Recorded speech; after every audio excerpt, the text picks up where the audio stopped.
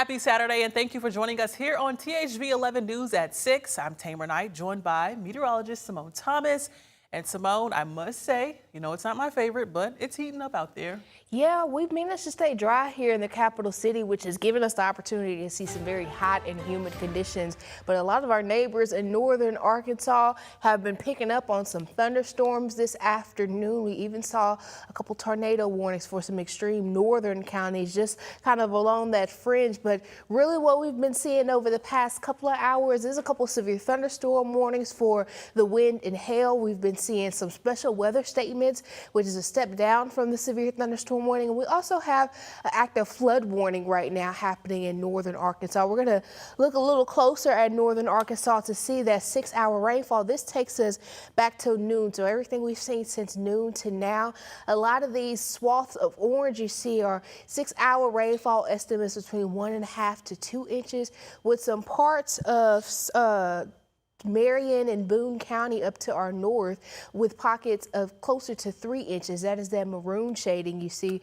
We've also had a couple storm reports come out today for thunderstorm wind damage in Cleburne County, some hail reports coming out of Independence County. As we continue through the afternoon, though, of course, the heat and humidity is still the main concern for areas central and south. That heat advisory continues through 8 o'clock. We'll talk more about what the rest of the weekend is offering in your 7-day outlook, so make sure you stick around. Well, thank you, Simone. President Trump's name was stripped from a major art center earlier Saturday as the White House made final preparations for Sunday's first ever UFC championship on White House grounds. All of this comes as a deal to end the war with Iran, which may be imminent. CBS News' Olivia Gazas has more. Construction crews stripped President Trump's name from the Kennedy Center early Saturday after a judge ordered its removal. Federal courts denied last-minute attempts by the administration to appeal the decision. This latest legal setback comes as the White House prepares for a busy day ahead. The president will celebrate his 80th birthday on Sunday at the first ever Ultimate Fighting Championship to be held on the White House grounds. More than 4,000 people are expected to attend Sunday's fights.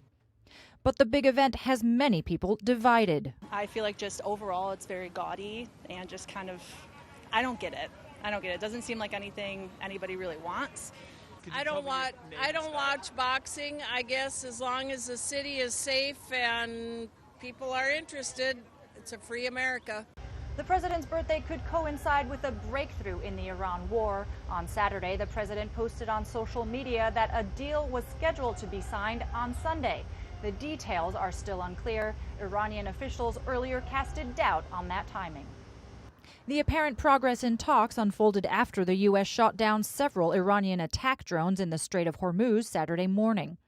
Also on Saturday, Iran announced the funeral for Ali Khamenei, the former supreme leader of Iran killed at the beginning of the conflict. That will begin on the 4th of July. Olivia Gazas, CBS News, the White House.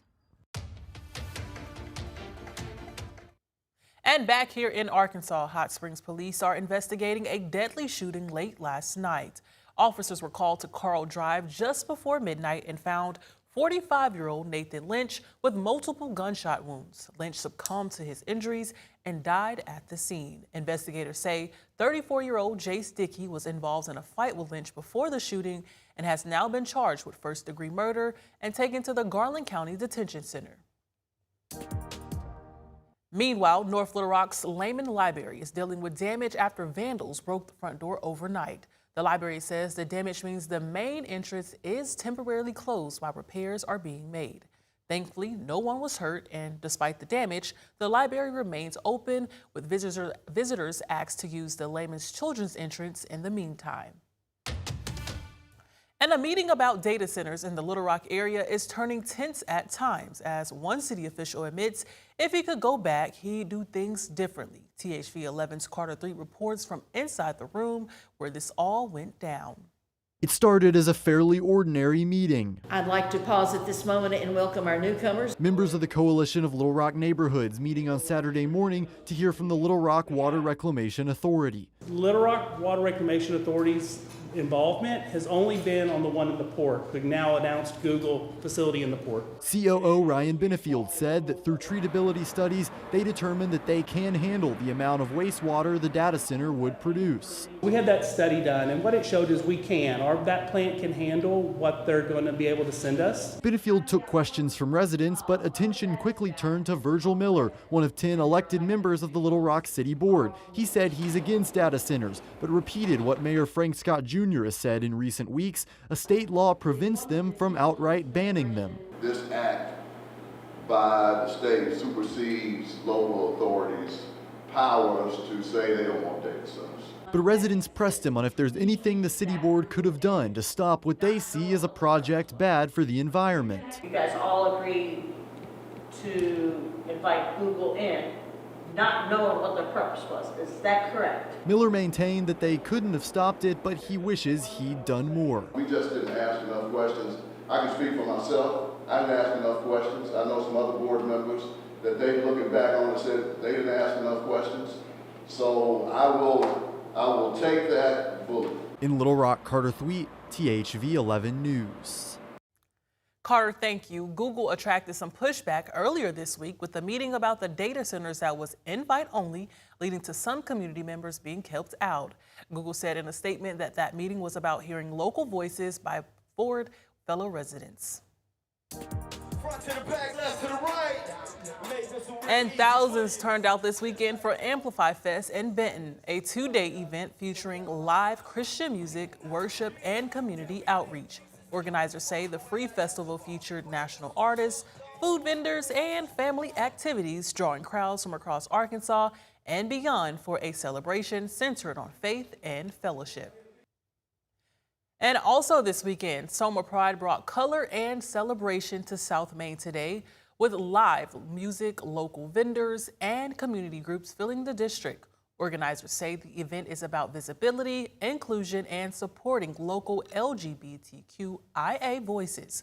Crowds packed the streets for a day of music, food, and festivities. Some of our THV 11 family were also on hand to take on the celebration.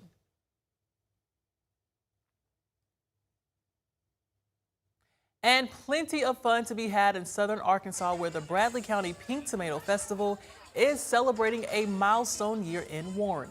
This year marks the festival's 70th anniversary, making it the longest continuously running festival in Arkansas. Thousands have turned out for a weekend of food, entertainment, and community traditions, including the annual tomato eating contest. The celebration continues tonight.